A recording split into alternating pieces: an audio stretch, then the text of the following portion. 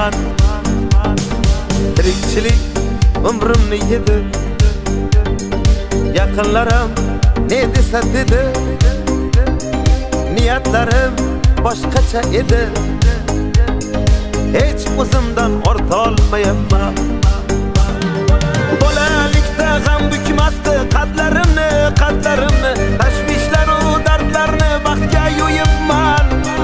Bugun kelib onasizga dardlarimni aytmaydigan darajada ulg'ayibman.